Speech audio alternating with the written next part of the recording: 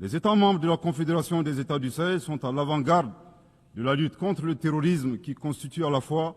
une menace réelle à la paix et à la sécurité internationale, mais aussi et surtout une atteinte grave au fondement même de nos États. Sous l'impulsion de nos chefs d'État,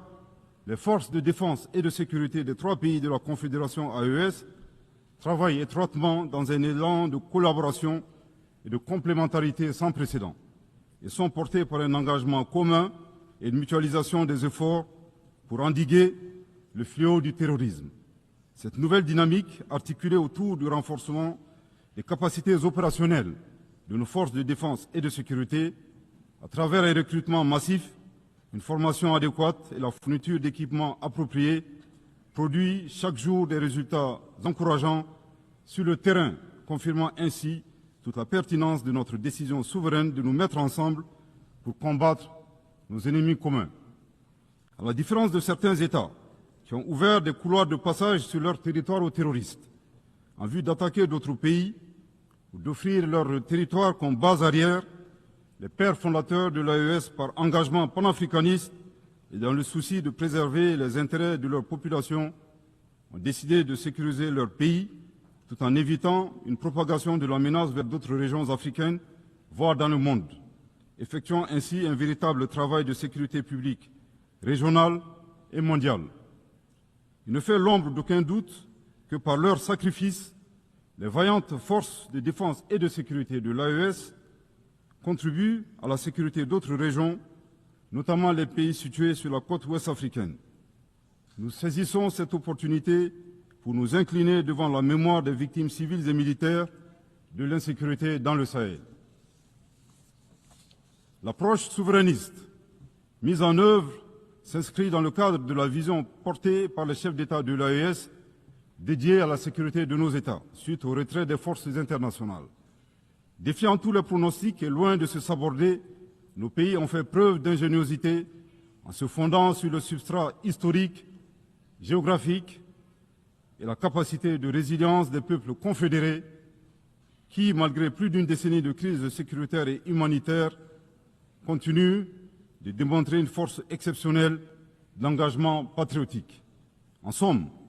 nos 3 pays ont su apporter une réponse coordonnée et endogène à cette guerre qui nous a été imposée. C'est le lieu de renouveler ici la détermination pleine et entière de la Confédération AES à devenir une puissance régionale panafricaniste, à poursuivre et à intensifier ses actions en vue de bouter à jamais le terrorisme hors de notre espace commun, à consolider l'autorité de l'État, à protéger nos populations et leurs biens et à assurer notre prospérité. La Confédération AES réitère avec force sa ferme condamnation du soutien ouvert et parfois exprimé publiquement des sponsors étatiques étrangers qui, pour des motifs impérialistes, déstabilisent notre entité d'une part, en mettant à la disposition des groupes terroristes des conseillers, des moyens logistiques et des armes et munitions, d'autre part en leur accordant un soutien politique et en leur offrant des bases arrières situées dans certains pays voisins en violation de toutes les règles internationales. Mesdames et messieurs, aussi éloignés qu'il n'y paraît, la guerre en Ukraine et le terrorisme dans le Sahel ont des connexions. À titre de rappel, après l'attaque terroriste contre une patrouille des forces de défense et de sécurité maliennes du 24 au 26 juillet 2024 à Tinzaouatin dans la région de Kidal, le Mali avait dénoncé cet incident dans son allocution de 2024, ici même, et condamné l'attitude d'officiels ukrainiens qui ont publiquement revendiqué leur participation à la dite attaque terroriste. De ce comportement atypique, nous avons déduit tout simplement que les officiels ukrainiens ont malheureusement confondu la scène internationale et la scène de théâtre. Une année plus tard, la situation s'est accrue avec le régime et le régime ukrainien est devenu l'un des principaux fournisseurs de drones kamikazes aux groupes terroristes dans le monde. Dans ce contexte, certains États occidentaux doivent cesser de fournir des armes à l'Ukraine au risque de contribuer à la promotion du terrorisme international. Pour d'autres, dont le régime français nostalgique de la colonisation est préoccupé par sa perte d'influence dans le Sahel, l'appui au régime ukrainien relève d'une manœuvre consistant à occuper l'attention de la communauté internationale sur la guerre en Ukraine, tout en sponsorisant les groupes terroristes évoluant dans le Sahel.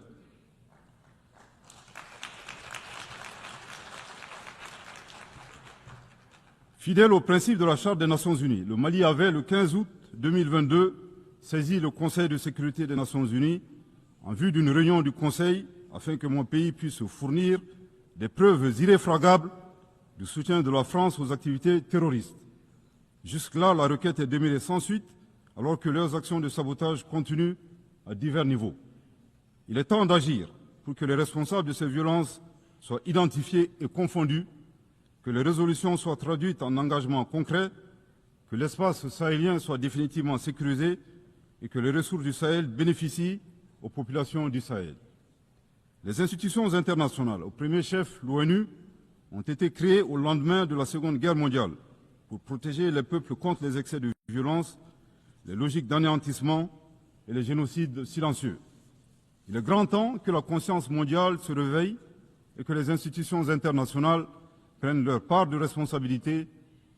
en répondant véritablement aux cris de détresse des peuples opprimés qui revendiquent leur souveraineté. La Confédération AES réitère son engagement à coopérer avec l'ensemble des États, des organisations régionales et internationales, et partenaires qui respectent sa souveraineté, ses choix politiques souverains, ses priorités en matière sécuritaire, de lutte contre le terrorisme, de développement économique et social, et ce, dans le cadre d'un partenariat gagnant-gagnant pour la réalisation des aspirations de ces populations. Mesdames et messieurs, outre les efforts de sécurisation pour le retour de la paix dans nos pays, le gouvernement de la Confédération AES s'attelle à la mise en œuvre d'une stratégie globale et intégrée qui inclut des mesures politiques, de développement économique et social, de justice et de réconciliation. En choisissant la voie de l'audace et de la souveraineté, les instances confédérales ont lancé des initiatives de rupture fondées sur le développement endogène. C'est là un chemin clair, celui d'apporter nous-mêmes la valeur ajoutée indispensable à nos économies et de préserver la dignité de nos peuples. Ce choix que nous assumons pleinement traduit notre volonté ferme et inébranlable de prendre en main notre destin. Dans la même optique, nous avons inscrit au cœur de nos priorités nationales et confédérales des politiques d'investissement stratégiques dans différents domaines prioritaires tels que les infrastructures, l'énergie, l'industrialisation et la diversification de l'économie. Participe de cette dynamique la création de la Banque confédérale pour l'investissement et le développement visant à réaliser les projets confédéraux.